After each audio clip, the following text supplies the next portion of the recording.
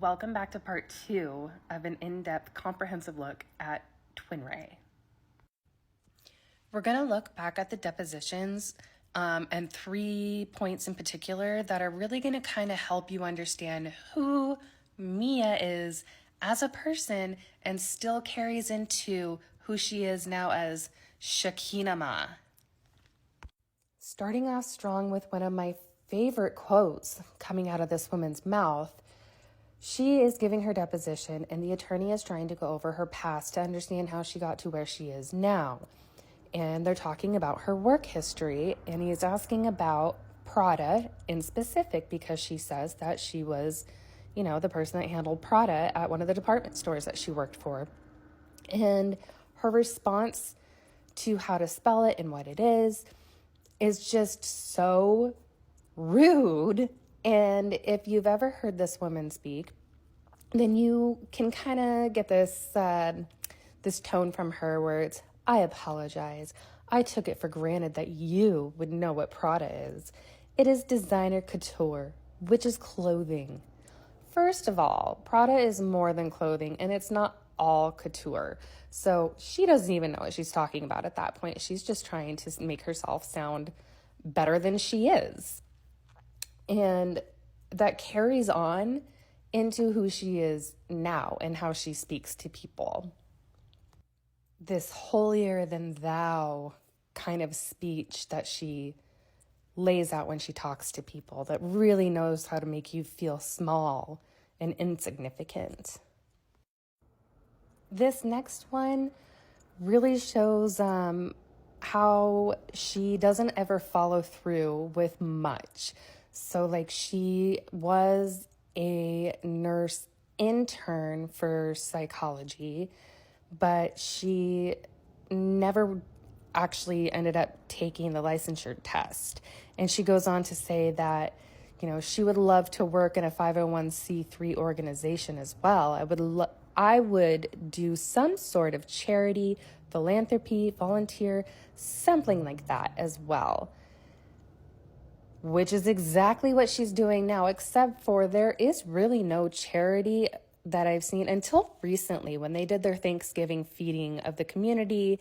And now they're doing something with children, which if I were that place that was holding those children, I would run, cut ties, get away from them. This last one I love because the attorney is trying to make sure that he fully understands that she's talking about working for a 501c3, which, as we all know, is a nonprofit. You're not supposed to gain any money from that. The money is supposed to go back into the organization. We will touch on that big old pie later. So, but when it goes down further, he's asking about why she went to LA for this Spirit Airlines case. And she says that she went there for the potential to work. And then her response of being like, I'm a 34-year-old woman, and it's time for me to move out of my parents. Honey, it was time for you to move out of your parents' home years ago. Do you know what they say about people who are in their 30s living with their parents? It's not always good. So after the case was dismissed and it was all wrapped up and, she couldn't blame Spirit Airlines for being ill. She can't even blame the 2 men that she tried to blame. It was just run-of-the-mill bad luck. So she had always kind of been a little bit of a out there, hippie, woo-woo kind of chick. Very under the radar, though, obviously, because she was trying to be an actress. So she had to portray herself as different characters, of course. And there was one more thing that I can't find it now, but it's in these depositions when they ask her if she's ever smoked or anything in her life. And she says, no, of course not. Girl, what were you doing in college? Huh? Part of your sorority?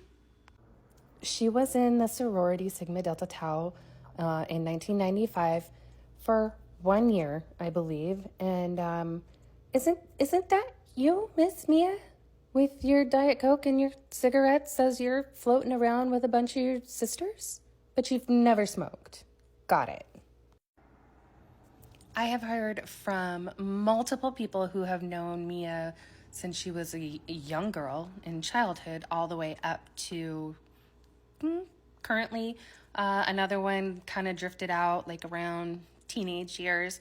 They all said that she was kind of cuckoo, a little out there, a little weird, nothing spectacular. I think she was really reaching for something to make her feel special so that she could appear special. That's an opinion, by the way. I will own that. Now, while she was in college, she was one of the party girls, which is easy to see. It's Miami, it's South Florida. They're all about the glitz and the glam. They have photographers constantly everywhere. So socialites, socializing, you're going to be seen. You want to appear to be your absolute best. So she was a bit of a party girl. The one that kind of like walked around in the high heels and a bathing suit at the pool party, always needing somebody on her arm. So I think some of that carried through now as adulthood, kind of why she needs somebody else to help lift her into the spotlight a little bit more. So while she wasn't at South Florida University for very long, she did go to another school where she did receive her master's, which is how she was able to become a nurse intern for psychology and work for a clinic. But like I said, she did not go through with her licensure. And then she just kind of fell into this lawsuit with Spirit Airlines. And once that didn't pan out, I mean, going through her depositions, it's almost gross the way that she talks down about every job that she had had prior. Like real estate, not her thing. Good enough for her mother, though, who I really do hope her eye ailment is doing much better. Marta, I wish you well, wish you the best. And then she also had this incredible opportunity to work for a fantastic marketing company. And I think that was actually her longest leg of employment. But she talks down about it, like how awful and just blah it wasn't for her. And it kind of gives you the sense that she wanted to just make money and not have to do anything, really. Like she could just do whatever she wanted and just money would just be coming raining down on her. But she wasn't ever somebody who had the money raining down on her. I mean, not to say that her parents didn't fund every single bit of her life. So once the whole lawsuit was all over and she didn't get anything from it, she wanted to go and spread her wings and find herself again. So she kind of took on a new persona, Miananda Maitreya, which she did eventually have her name legally changed to. I just refuse to use any of these names that she's chosen because I don't believe she deserves them. They mean something completely different than who she is as a person. So Miananda Maitreya was a singer. And while she does talk about being a singer as well as an actress in, previous years, I was not able to find anything about her singing career prior to her becoming Miananda Maitreya. And I believe she still has a SoundCloud account out so that you can actually go listen to her. And I'm not saying that she's terrible. It's just another thing that she's done in life. And the reason that this says San Diego is because she did end up buying a home in La Jolla, which is in the San Diego area. Her mother also had a condo there. We already know she didn't buy it herself. It's like a $2 million home. It's eventually where she started to have people over to start her Miananda-ness, I guess, which was kind of a smaller version of who she is now as Shakinama.